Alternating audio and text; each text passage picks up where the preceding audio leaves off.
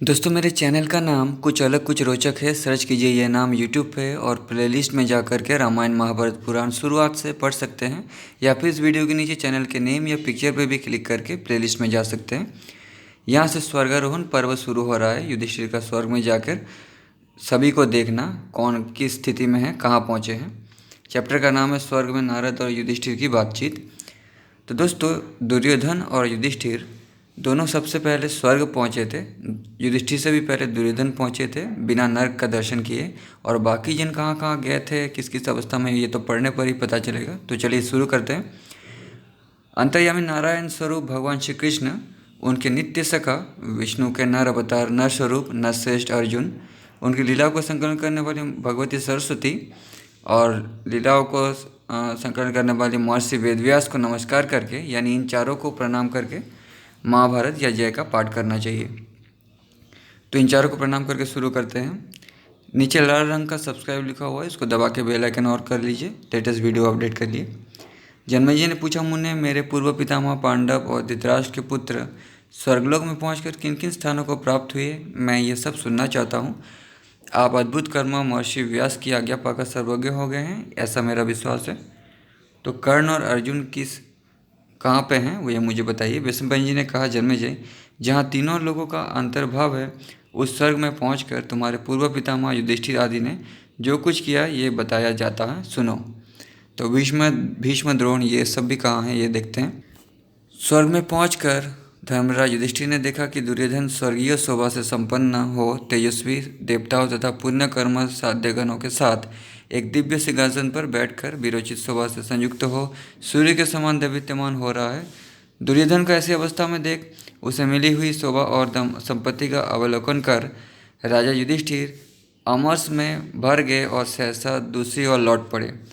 फिर उच्च स्वर से उन सब लोगों से बोले, देवताओं, जिस दुर्योधन के कारण हमने अपने समस्त सुहृद और बंधुओं का हठपूर्वक युद्ध में संहार कर डाला और सारी पृथ्वी उजाड़ डाली, जिसने पहले हम लोगों को महान वन में भारी क्लेश पहुंचाया था, तथा जो निर्दोष अंग वाली हमारी धर्मपरायणा पत्नी पांचाल राजकुमारी द्रौपदी को भरी सभा में गुरुजनों के समीप घसीट लाया था, उस लोभी और अदूरदर्शी दुर्योधन के साथ रहकर मैं इन पुण्य लोगों को पाने की इच्छा नहीं रखता। देवगण में दुर्योधन को देखना भी नहीं चाहता। मेरी तो वही जाने की इच्छा है जहाँ मेरा भाई है।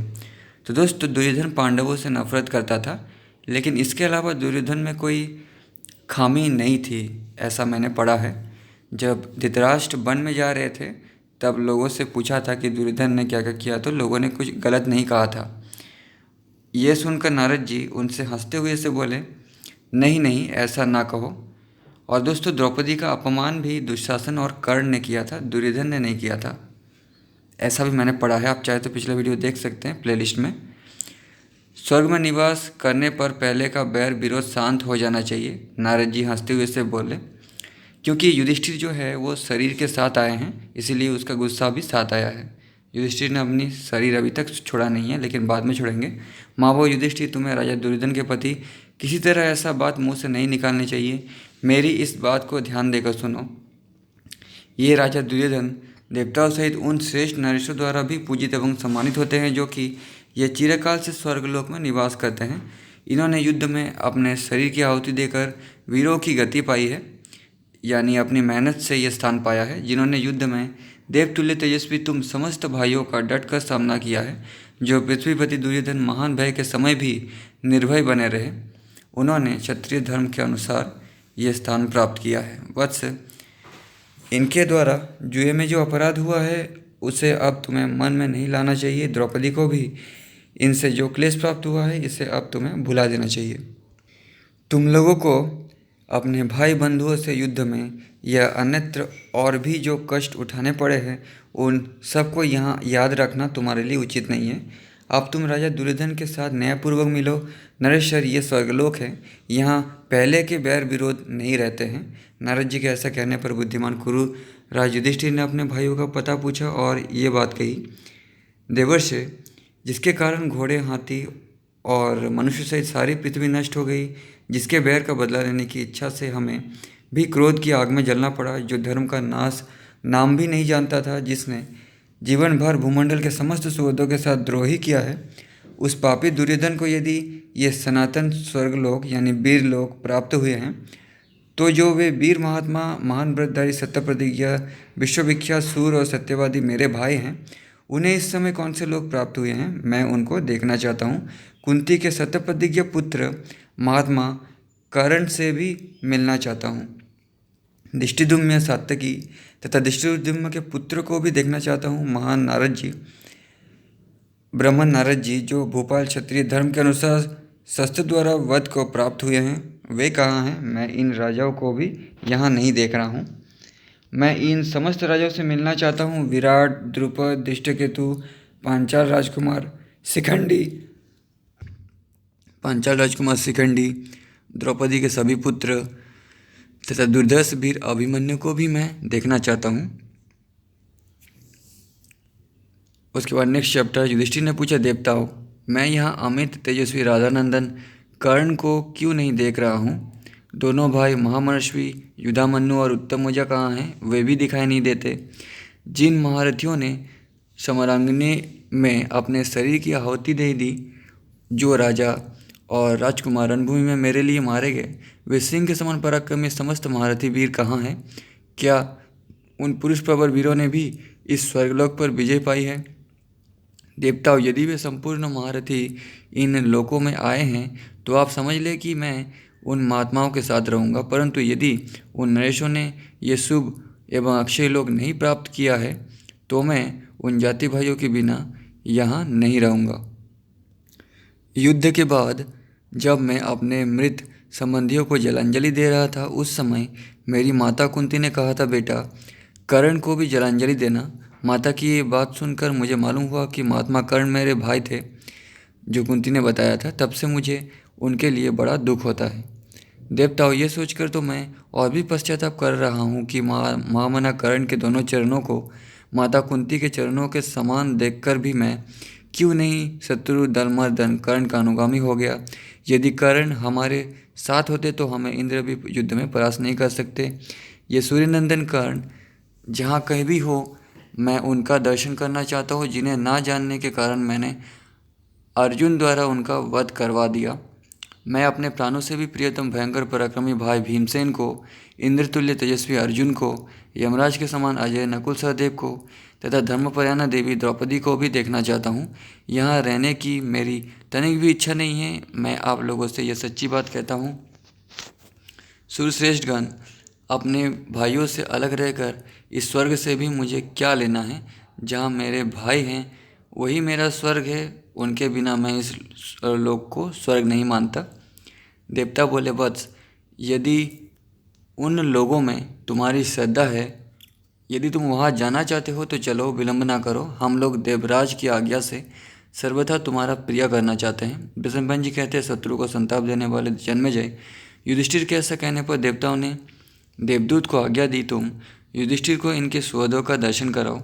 निष्प्रेष्ठ तब कुंती पुत्र राजा युधिष्ठिर और देवदूत दोनों साथ साथ उस स्थान की ओर चले जहाँ वे पुरुष प्रवर भीमसेन आदि थे। आगे आगे देवदूत जा रहा था, पीछे पीछे राजा युधिष्ठिर जा रहे थे। दोनों ऐसे दुर्गम मार्ग पर जा पहुँचे जो बहुत ही अशुभ था। पापाचारी मनुष्य ही यातना भोगने के लिए उस पर आते जाते थे। वहाँ घोर अंधकार छा रहा था। केश, सेवार और घास, इन्हीं से वो मार्ग भरा हुआ था। वो पापियों के ही योग्य था। वहाँ दुर्गंध फैल रही थी, मांस और रक्त की कीच जमी हुई थी। उस रास्ते पर डांस, मच्छर, मक्खी, उत्पाती जीव जंतु और बालू आदि फैले हुए थे। इधर उधर सब और सड़े मुर्दे पड़े हुए थे। हड्डी और केस चारों ओर फैले हुए थे। कृमि और कीटों से वो मार्ग भरा हुआ था। उसे चारों ओर से जलती आग ने घेर रखा था। लोहे की सी चोंच वाले कौवे और गीद आदि पक्षी मंडरा रहे थे। सुई के समान घूमते हुए मुखों वाले और विंध्य पर्वत के समान विशालकाय प्रेत वहाँ सब और घूम रहे थे। वहाँ यत्र तत्र बहुत से मुर्दे बिखरे पड़े थे। उनमें से किसी के शरीर में रुधिर और मेद बहते थे, किसी के बाहु, उरु, पेट और हाथ पैर कटे गए थे। धर्मात्मा राजा युधिष्ठिर मन ही मन बहुत चिंता करते हुए उसी मार्ग के बीच से होकर निकले जहाँ सड़े मुर्दों की बदबू फैल रही थी और अमंगलकारी विभत्स दृश्य दिखाई देते थे। ये एक काल्पनिक चित्र है युधिष्ठिर का नरक में वो भयंकर मार्ग रोंगटे खड़े कर देने वाला था। आगे जाकर उन्होंने देखा, खौलते हुए पानी से भरी हुई एक नदी बह रही है जिसके पार जाना बहुत ही कठिन है। दूसरी ओर तीखी तलवारों और छुरे के से पत्तों से परिपूर्ण तेज धार वाला असीपत्र नामक वन है।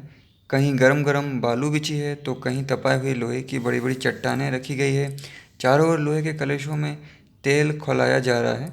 जहाँ तहाँ पैने कांटों से भरे हुए सेमल के वृक्ष हैं जिनको हाथ से छूना भी कठिन है। कुंती नंदन युधिष्ठिर ने यह भी देखा कि वहाँ पापाचारी जीवों को बड़ी कठोर यातनाएं दी जा रही है। वहाँ की दुर्गंधता का अनुभव करके उन्होंने देवदूत से पूछा, भैया ऐसे रास्ते पर अभी हम लोगों को कितनी दूर और चलना है, तथा मेरे ये वे भाई कहाँ हैं, ये तुम्हें मुझे बता देना चाहिए। देवताओं का ये कौन सा देश है, इस बात को मैं जानना चाहता हूँ। धर्मराज की ये बात सुनकर देवदूत लौट पड़ा और बोला, बस बस यहीं तक आपको जाना था महाराज। देवताओं ने मुझसे कहा है कि जब युधिष्ठिर थक जाए तब उन्हें वापस लौटा लाना, अतः अब मुझे लौटना चाहिए। मुझे और आपको भी लौटना चाहिए। यदि आप थक गए हो तो मेरे साथ आइए।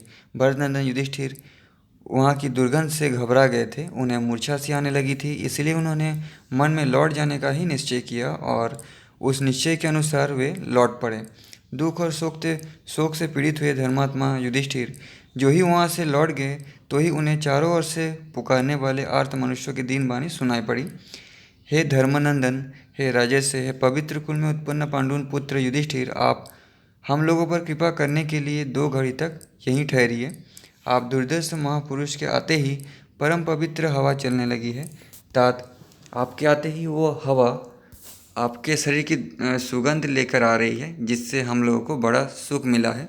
पुरुष पवर कुंती कुमार नृपश्रेष्ठ, आज दीर्घकाल के पश्चात आपका दर्शन पाकर हम सुख का अनुभव करेंगे। महाबाहु भरतनंदन, हो सके तो 2 घड़ी भी ठहर जाइए। कुरुनंदन, आपके रुकने से यहाँ की यातना हमें कष्ट नहीं दे रही है। नरेश्वर, इस प्रकार वहाँ कष्ट पाने वाले दुखी प्राणियों की भांति भांति के दीन वचन उस प्रदेश में उन्हें चारों ओर से सुनाई देने लगे। दीनतापूर्ण वचन कहने वाले उन प्राणियों की बातें सुनकर दयालु राजा युधिष्ठिर वहाँ खड़े हो गए। उनके मुंह से सहसा निकल पड़ा, अहो इन बेचारों को बड़ा कष्ट है। तो दोस्तों, एक जानकारी मैं देना चाहूँगा। कृष्ण ने गीता में कहा था कि पुण्य करने वाला भी बंध जाता है और पाप करने वाला भी बंध जाता है। पुण्य करने वाला स्वर्गलोक में जाकर फिर धरती में वापस आ जाता है। पाप करने वाला भी नरक में जाकर फिर धरती में वापस आ जाता है। तो पुण्य करने वाला को भी मोक्ष नहीं मिलता और पाप करने वाले को भी मोक्ष नहीं मिलता। इन दोनों को समान समझकर जो इन दोनों में रमता नहीं, दोनों के मुंह में नहीं पड़ता, वो मेरे लोग बैकुंठ को जाता है। इसके सिवा और भी बहुत सारी बातें कही थी, गीता पढ़ने पर ही आपको पता चलेगा, मैंने शॉर्टकट में बताया है। तो महान कष्ट और दुख में पड़े हुए प्राणियों की वे ही पहले की सुनी हुई करुणाजनक बातें सामने की ओर से बारंबार उनके कानों में पड़ने लगी, तो भी वे पांडु कुमार उन्हें पहचान ना सके। उनकी वे बातें पूर्ण रूप से ना समझकर धर्मपुत्र युधिष्ठिर ने पूछा, आप लोग कौन हैं और किस लिए यहाँ रहते हैं। दोस्तों, स्वर्ग भी प्राप्त करने पर आपको मुक्ति नहीं मिलेगी जब तक आप वैकुंठ लोक प्राप्त नहीं करते हैं। और उसके लिए बिना फल की इच्छा के कर्म करना और भी जो सत्वगुण के नियम बताए हैं उनको आप गीता में पढ़िएगा तो पता चलेगा। उनकी इस प्रकार पूछने पर जब युधिष्ठिर ने पूछा, आप लोग नरक में पड़े हुए कौन हैं, तो उन्होंने कहा, वे सब चारों ओर से बोलने लगे, प्रभु मैं कर्ण हूँ, मैं भीमसेन हूँ, मैं अर्जुन हूँ, मैं नकुल हूँ, मैं सहदेव हूँ, मैं धृष्टद्युम्न हूँ, मैं द्रौपदी हूँ और हम लोग द्रौपदी के पुत्र हैं। इस प्रकार वे सब लोग चिल्ला चिल्ला कर अपना अपना नाम बताने लगे। नरेश्वर, उस देश के अनुरूप उस बातों को सुनकर राजा युधिष्ठिर मन ही मन विचार करने लगे कि देव का ये कैसा विधान है। मेरे इन महामना भाइयों ने, कर्ण ने, द्रौपदी के 5 पुत्र ने अथवा स्वयं सुमध्यमा द्रौपदी ने भी कौन सा ऐसा पाप किया था जिससे ये लोग इस दुर्गंधपूर्ण भयंकर स्थान में निवास करते हैं। इन समस्त पुण्यात्मा पुरुषों ने कभी कोई पाप किया था इससे मैं नहीं जानता। धृतराष्ट्र का पुत्र राजा दुर्योधन कौन सा पुण्य कर्म करके अपने समस्त पापी सेवकों के साथ वैसी अद्भुत शोभा और संपत्ति से संयुक्त हुआ है, वो तो यहाँ अत्यंत सम्मानित होकर महेंद्र के समान राजलक्ष्मी से संपन्न हुआ है। इधर ये किस कर्म का फल है कि ये मेरे सगे संबंधी नरक में पड़े हुए हैं। मेरे भाई संपूर्ण धर्म के ज्ञाता, शूरवीर, सत्यवादी तथा शास्त्र के अनुकूल चलने वाले थे। उन्होंने क्षत्रिय धर्म में तत्पर रहकर बड़े बड़े यज्ञ किए और बहुत सी दक्षिणाएं दी हैं। तथापि इनकी ऐसी दुर्गति क्यों हुई? क्या मैं सोता हूँ या जागता हूँ, मुझे चेत है या नहीं? अहो, ये मेरे चित्त का विकार तो नहीं है, अथवा हो सकता है ये मेरे मन का भ्रम हो, दुख और शोक के आवेश से युक्त हो। राजा युधिष्ठिर इस तरह नाना प्रकार से विचार करने लगे। उस समय उनकी सारी इंद्रियां चिंता में व्याकुल हो गई। धर्मपुत्र राजा युधिष्ठिर ने मन में तीव्र युधिष्ठिर के मन में तीव्र रोष जाग उठा। वे देवताओं और धर्म को कोसने लगे। उन्होंने वहाँ की दुष्ट दुर्गंध से संतप्त होकर देवदूत से कहा, तुम जिनके दूत हो उनके पास लौट जाओ, मैं वहाँ नहीं चलूँगा। यही ठहर गया हूँ। अपने मालिकों को इसकी सूचना दे देना। यहाँ ठहरने का कारण यह है कि मेरे निकट रहने से यहाँ मेरे इन दुखी भाई बंधुओं को सुख मिलता है। बुद्धिमान पांडुपुत्र के ऐसा कहने पर देवदूत उस समय उस स्थान को चला गया जहाँ 100 यज्ञों का अनुष्ठान करने वाले देवराज इंद्र विराजमान थे। नरेश्वर दूत ने वहाँ धर्मपुत्र युधिष्ठिर की कही हुई सारी बातें कह सुनाई और ये भी निवेदन किया कि वे क्या करना चाहते हैं। Next chapter. भीष्म जी कहते हैं, जन्मेजय, कुंती कुमार, धर्मराज युधिष्ठिर को उस स्थान पर खड़े हुए अभी 2 ही घड़ी बीतने पाई थी कि सभी देवता इंद्र सब वहाँ आ पहुँचे। साक्षात धर्म भी शरीर धारण करके राजा के मिलने के लिए उस स्थान पर आए जहाँ वे कुरुराज युधिष्ठिर विद्यमान थे। राजन, जिनके कुल और कर्म पवित्र हैं, उन तेजस्वी शरीर वाले देवताओं के आते ही वहाँ सारा अंधकार दूर हो गया। वहाँ पाप कर्म पुरुषों को जो यातनाएं दी जाती थी वे सहसा अदृश्य हो गई। ना बैतरनी नदी रह गई, ना कूट सालमनी वृक्ष, लोहे के कुंभ और लोहमयी भयंकर तप्त शिलाएं भी नहीं दिखाई देती थी। कुरुकुल नंदन राजा युधिष्ठिर ने वहाँ चारों ओर जो विकृत शरीर देखे थे वे सभी अदृश्य हो गए। तदनंतर वहाँ पावन सुगंध लेकर बहने वाली पवित्र सुखदायिनी वायु चलने लगी। भारत देवताओं के समय बहती हुई वो वायु अत्यंत शीतल प्रतीत होती थी। इंद्र के साथ मरुदगण, वसुगण, दोनों अश्विनी कुमार, साध्यगण, रुद्रगण, आदित्यगण, अनन्य देवलोकवासी सिद्ध महर्षि सभी उस स्थान पर आए जहाँ माँ तेजस्वी धर्मपुत्र राजा युधिष्ठिर खड़े थे। तदनंतर उत्तम शोभा से संपन्न देवराज इंद्र ने युधिष्ठिर को सांत्वना देते हुए इस प्रकार कहा, माँ भाऊ युधिष्ठिर, तुम्हें अक्षय लोक प्राप्त हुए हैं। पुरुष सिंह प्रभु, अब तक जो हुआ सो हुआ, अब अधिक कष्ट उठाने की आवश्यकता नहीं है। आओ हमारे साथ चलो। माँ बहू, तुम्हें बहुत बड़ी सिद्धि मिली है, साथ ही अक्षय लोगों की भी प्राप्ति हुई है। तात, तुम्हें जो नरक देखना पड़ा है इसके लिए क्रोध ना करना। मेरी ये बात ध्यान सुनो। समस्त राजाओं को निश्चय ही नरक देखना पड़ता है। पुरुष प्रवर मनुष्य के जीवन में शुभ और अशुभ कर्मों की 2 राशियाँ संचित होती है। यानी मनुष्य शुभ अशुभ दोनों तरह के कर्म करते हैं। जो पहले ही शुभ कर्म भोग लेता है उसे पीछे नरक में ही जाना पड़ता है, परंतु जो पहले नरक भोग लेता है वो पीछे स्वर्ग में जाता है। जिसके पास पाप कर्म का संग्रह अधिक है वो पहले ही स्वर्ग भोग लेता है, बाद में नरक में जाता है। नरेश्वर, मैंने तुम्हारे कल्याण की इच्छा से तुम्हें पहले ही इस प्रकार नरक का दर्शन कराने के लिए यहाँ भेज दिया है। राजन, तुमने गुरुपुत्र अश्वत्थामा के विषय में छल से काम लेकर द्रोणाचार्य को उनके पुत्र के मृत्यु का विश्वास दिलाया था, इसलिए तुम्हें भी छल से ही नरक दिखलाया गया है। जैसे तुम यहाँ लाए गए थे उसी प्रकार भीमसेन, अर्जुन, नकुल, सहदेव तथा द्रुपद कुमारी कृष्णा ये सभी छल से नरक के निकट लाए गए थे। पुरुष सिंह, आओ, वे सभी पाप से मुक्त हो गए हैं। भरत श्रेष्ठ, तुम्हारे पक्ष के जो राजा युद्ध में मारे गए हैं वे सभी स्वर्गलोक में आ पहुँचे हैं। चलो उनका दर्शन करो। तुम जिनके लिए सदा संतप्त रहते हो वे संपूर्ण शस्त्र धर्म में श्रेष्ठ महाधनुधर कर्ण भी परम सिद्धि को प्राप्त हुए हैं। प्रभु नरश्रेष्ठ, माँ बहू, तुम पुरुष सिंह सूर्य कुमार कर्ण का दर्शन करो।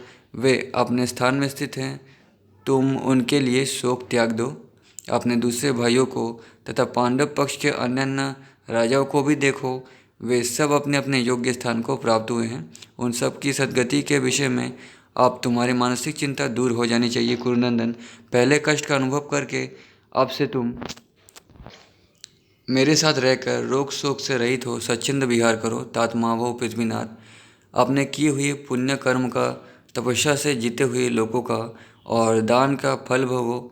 आज से देव गंधर्व और कल्याण स्वरूपा दिव्य अप्सराएं स्वच्छ वस्त्र और आभूषण से विभूषित हो स्वर्गलोक में तुम्हारी सेवा करें।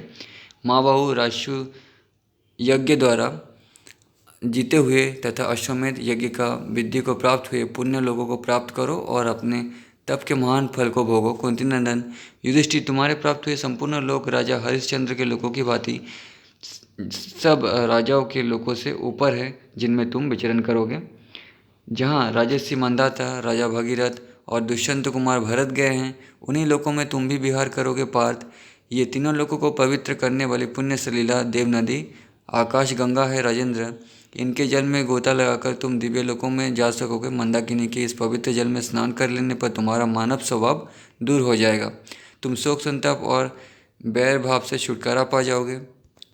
देवराज इंद्र जब इस प्रकार कह रहे थे, उसी समय शरीर धारण करके आए हुए साक्षात धर्म ने अपने पुत्र कौरवराज युधिष्ठिर से कहा, महाप्राज्ञ नरेश, मेरे पुत्र, तुम्हारे धर्म विषयक अनुराग, सत्यभाषण, क्षमा और इंद्रिय संयम आदि गुणों से मैं बहुत प्रसन्न हूँ। तुम्हारे इन गुणों से मैं बहुत प्रसन्न हूँ राजन। ये मैंने तीसरी बार तुम्हारी परीक्षा ली थी पार्थ। किसी भी युक्ति से कोई तुम्हें अपने स्वभाव से विचलित नहीं कर सकता। द्वैत वन में अरण्यकष्ट का अपहरण करने के पश्चात जब यक्ष के रूप में मैंने तुमसे सवाल किया था, कई प्रश्न किए थे, वो मेरे द्वारा तुम्हारी पहली परीक्षा थी। उसमें तुम भली भांति उत्तीर्ण हो गए भारत। फिर द्रौपदी सहित तुम्हारे सभी भाइयों की मृत्यु हो जाने पर कुत्ते का रूप धारण करके मैंने दूसरी बार तुम्हारी परीक्षा ली थी, उसमें भी तुम सफल हुए। अब ये तुम्हारी परीक्षा का तीसरा अवसर था, किंतु इस बार भी तुम अपने सुख की परवाह न करके भाइयों के हित के लिए नरक में रहना चाहते थे। अतः महाभाग, तुम हर तरह से शुद्ध प्रमाणित हुए, तुम में पाप का नाम भी नहीं है। अतः सुखी हो पार्थ प्रजनाथ, तुम्हारे भाई नरक में रहने योग्य नहीं है। तुमने जो उन्हें नरक भोगते देखा है, वो देवराज इंद्र द्वारा प्रकट की हुई माया थी। तात समस्त राजाओं को नरक का दर्शन अवश्य करना पड़ता है, इसलिए तुमने 2 घड़ी तक ये महान दुख प्राप्त किया है नरेश्वर। सव्यसाची अर्जुन, भीमसेन, पुष्पवन, नकुल सहदेव और सत्यवती शूरवीर कर्ण, इनमें से कोई भी चिरकाल तक नरक में रहने योग्य नहीं है। भरतश्रेष्ठ, राजकुमारी कृष्णा भी किसी तरह नरक में रहने योग्य नहीं है, क्योंकि द्रौपदी भी लक्ष्मी का अवतार थी। ये आगे के चैप्टर में आपको पता चलेगा। आओ त्रिभुवन गामिनी गंगा जी का दर्शन करो। जन्मेजय, धर्म के युग कहने पर तुम्हारे पूर्व पितामह राजर्षि युधिष्ठिर ने धर्म और समस्त स्वर्गवासी देवताओं के साथ जाकर मुनिजन बंदित परम पावन पुण्य सलीला देव नदी गंगा जी में स्नान किया है। स्नान करके राजा ने तत्काल अपने मानव शरीर को त्याग दिया।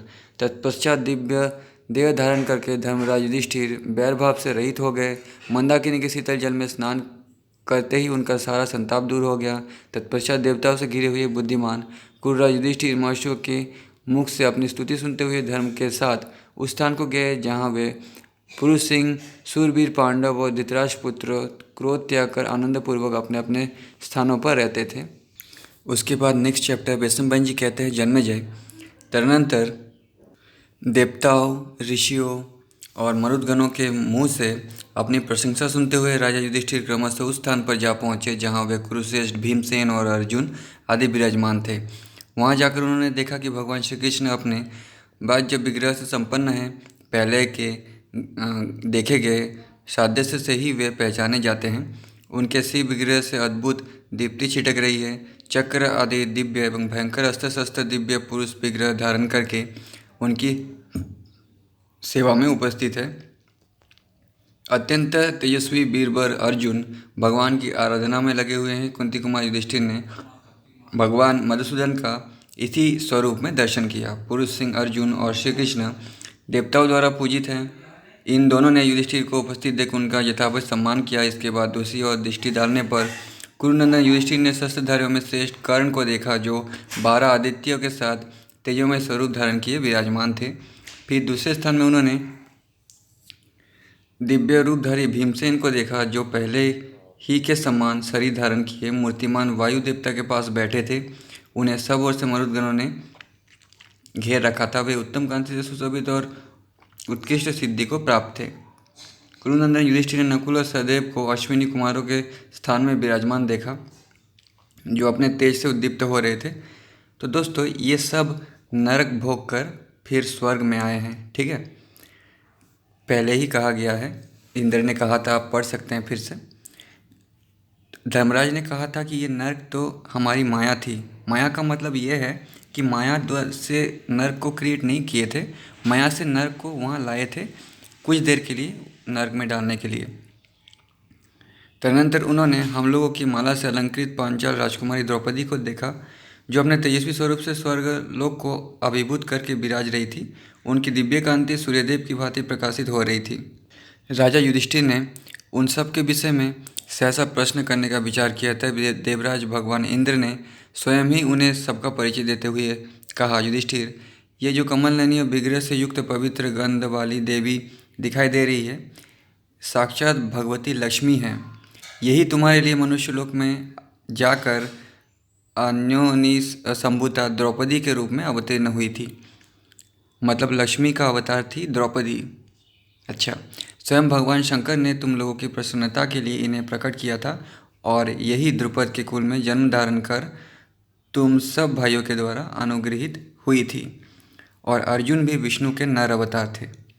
ऐसा पहले बहुत बार पढ़ा है मैंने। राजन, ये जो अग्नि के समान तेजस्वी और महान सर्वज्ञशाली 5 गंधर्व दिखाई देते हैं, यही तुम लोगों के वीर्य से उत्पन्न हुए द्रौपदी के अनंत बलशाली पुत्र हुए थे।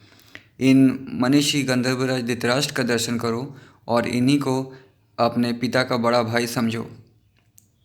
ये रहे तुम्हारे बड़े भाई कुंती कुमार कर्ण, जो अग्नितुल्य तेज से प्रकाशित हो रहे हैं। यही सूत पुत्र के ज्येष्ठ अग्रज थे और यही राधा पुत्र के नाम से विख्यात हुए थे। इन पुरुष प्रवर कर्ण का दर्शन करो, ये आदित्य के साथ जा रहे हैं। राजेंद्र, उधर विष्णु और अंधक कुल के सात्यकी आदि वीर महारथी और महान बलशाली भोजों को देखो, वे साध्य विश्वदेवों और मरुदगणों में विराजमान हैं। तो दोस्तों, दुर्योधन, उसके भाई कर्ण, भीष्म, द्रोण, ये लोग स्वर्ग इसलिए आए हैं क्योंकि उनका कर्म का जो दंड है, कर्म का जो फल है, वो पांडवों ने दे दिया था, इसीलिए उन्हें स्वर्ग मिला है। अगर नहीं दिया होता तो वो फल अधूरा रह जाता, उसके वजह से नरक भोगना पड़ता। इसीलिए विष्णु को उद्धारकर्ता कहा जाता है। उन्होंने सबका उद्धार ही किया है। इधर किसी से परास्त न होने वाले माँ धनुधर सुभद्रा कुमार अभिमन्यु की ओर दृष्टि डालो। ये चंद्रमा के साथ इन्हीं के साथ कांति धारण कर किए बैठा है। ये माँ धनुधर राजा पांडु है, जो कुंती और माद्री दोनों के साथ है।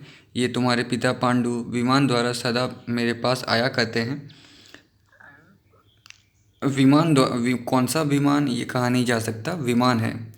और स्वर्ग का मतलब है कोई अलग ग्रह या अलग प्लैनेट।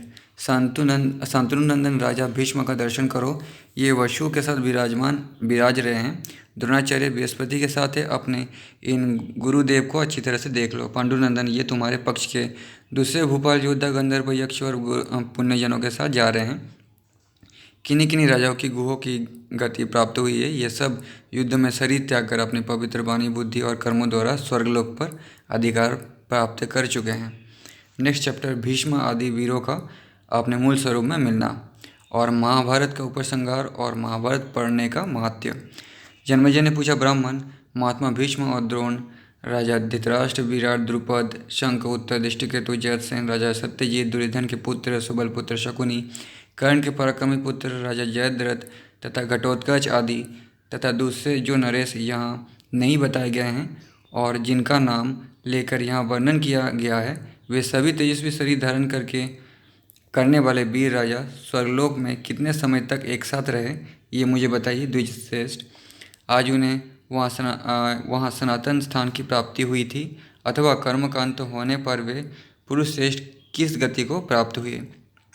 विप्रवर, मैं आपके मुख से इस विषय को सुनना चाहता हूँ, क्योंकि आप अपनी उद्दीप्त तपस्या से सब कुछ देखते हैं। स्वती कहते हैं, राजा जन्मेजय की इस प्रकार पूछने पर महात्मा व्यास की आज्ञा लेकर महर्षि वैशंपायन जी यानी उनके शिष्य ने राजा से इस प्रकार कहना आरंभ किया। वैशंपायन जी बोले, राजन, कर्मों का भोग समाप्त हो जाने पर सभी लोग अपनी प्रकृति या मूल को नहीं प्राप्त हो जाते हैं, कोई कोई ही अपने कारण में विलीन होते हैं।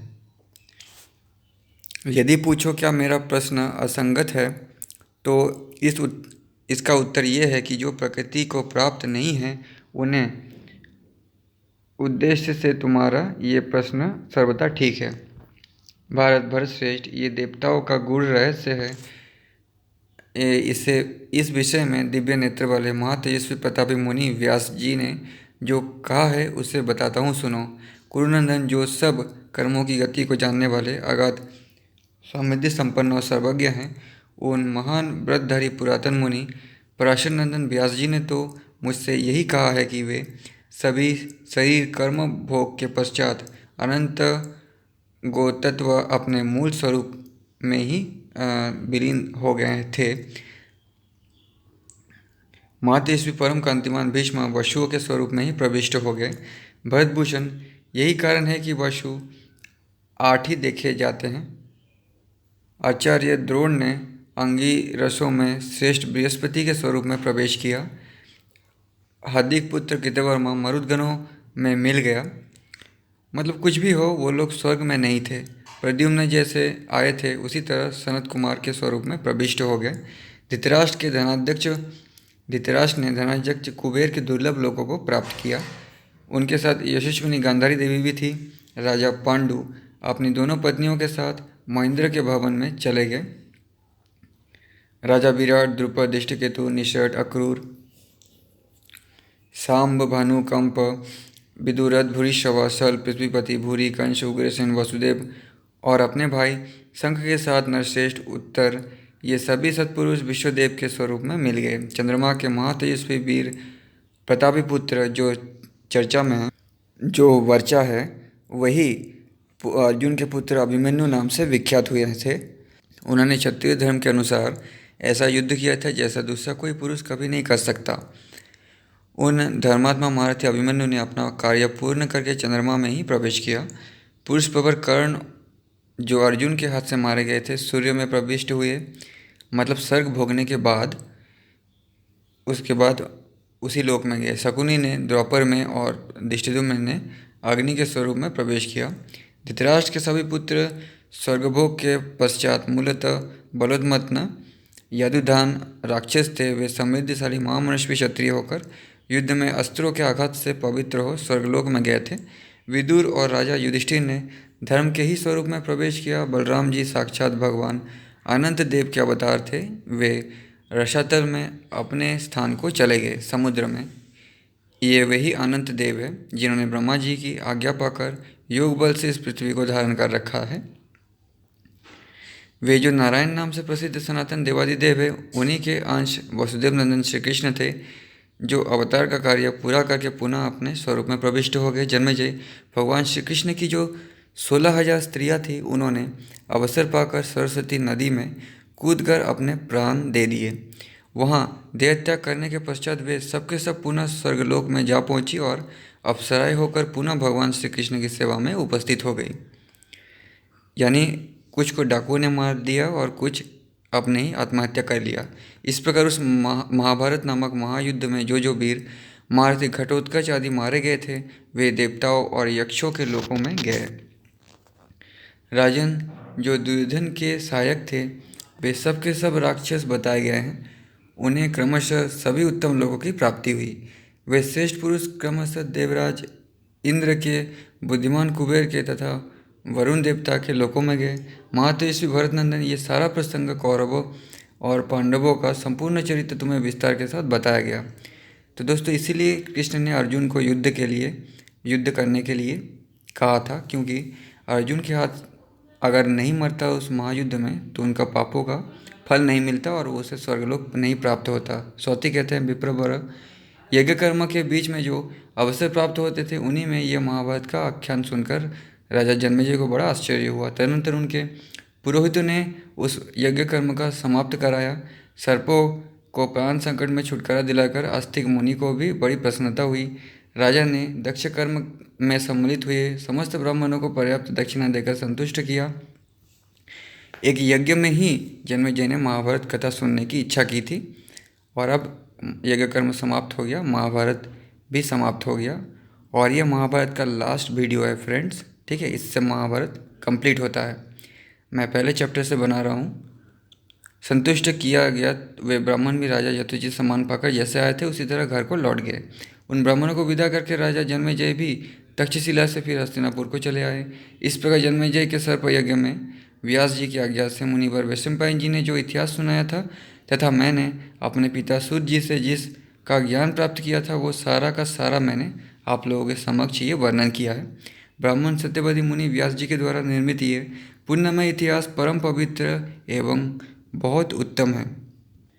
सर्वज्ञ विधि विधान के ज्ञाता धर्मज्ञ साधु इंद्रियातीत ज्ञान से संपन्न शुद्ध तप के प्रभाव से पवित्र अंतकरण वाले ऐश्वर्य संपन्न सांख्य एवं योग के विद्वान तथा अनेक शास्त्रों के पारदर्शी मुनिवर व्यास जी ने दिव्य दृष्टि से देखकर महात्मा पांडवों तथा अन्य प्रचुर धन संपन्न महातेजस्वी राजाओं की कीर्ति का प्रसार करने के लिए इस इतिहास की रचना की है।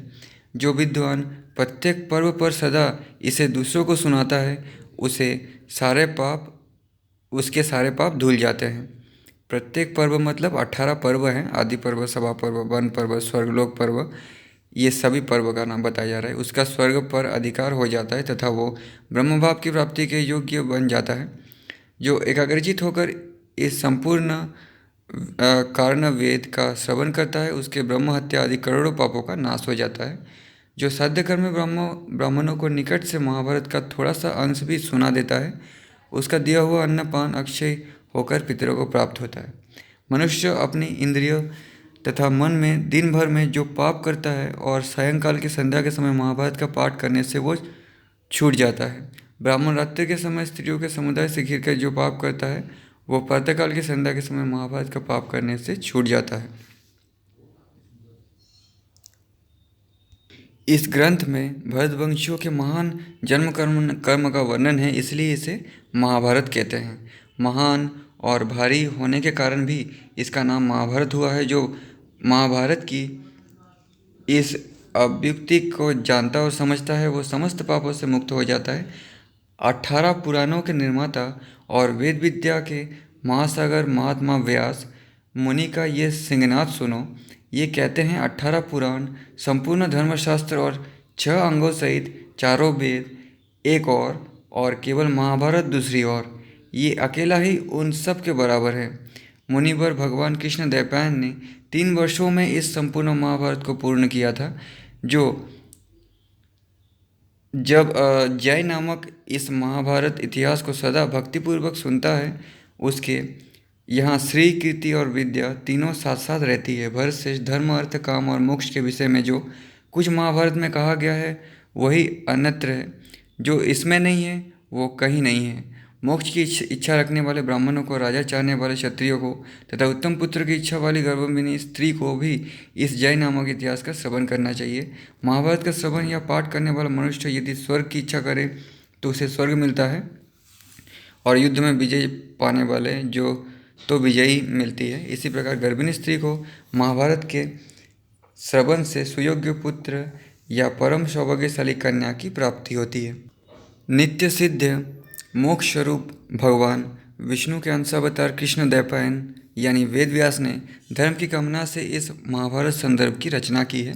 इन्होंने पहले 60 लाख श्लोकों की महाभारत संहिता बनाई थी। 60 लाख, लेकिन कुछ लोग कहते हैं कि 10,000 श्लोक। हालांकि उनके पास कोई प्रूफ नहीं है, लेकिन कहते हैं कि महाभारत वेद व्यास जी ने 10,000 श्लोकों से ही बनाया था। तो देखिए यहाँ पे लिखा हुआ है वेद व्यास जी ने 60 लाख श्लोकों की महाभारत संहिता बनाई थी। उसमें 30 लाख श्लोकों की संहिता का देवलोक में प्रचार हुआ।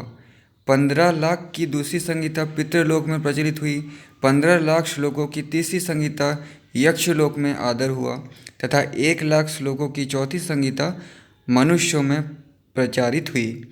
देवताओं को देवर्षि नारद ने, पितरों को असित देवल ने, यक्ष राक्षसों को सुदेव जी ने और मनुष्यों को वैशंपायन जी ने ही पहले पहल महाभारत संहिता सुनाई है।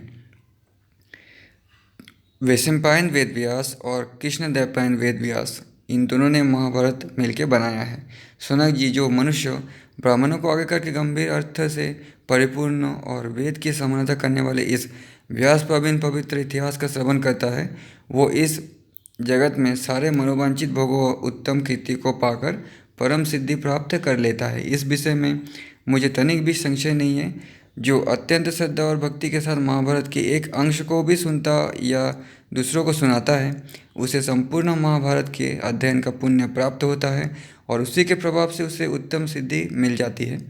फिर भगवान वेदव्यास ने उस पवित्र संहिता को प्रकट करके अपने पुत्र सुखदेव जी को पढ़ाया था। वे महाभारत के सारभूत उपदेश का इस प्रकार वर्णन करते हैं। मनुष्य इस जगत में हजारों माता पिताओं और सैकड़ों स्त्री पुत्रों के संयोग वियोग का अनुभव कर चुके हैं, करते हैं और करते रहेंगे। अज्ञानी पुरुष को प्रतिदिन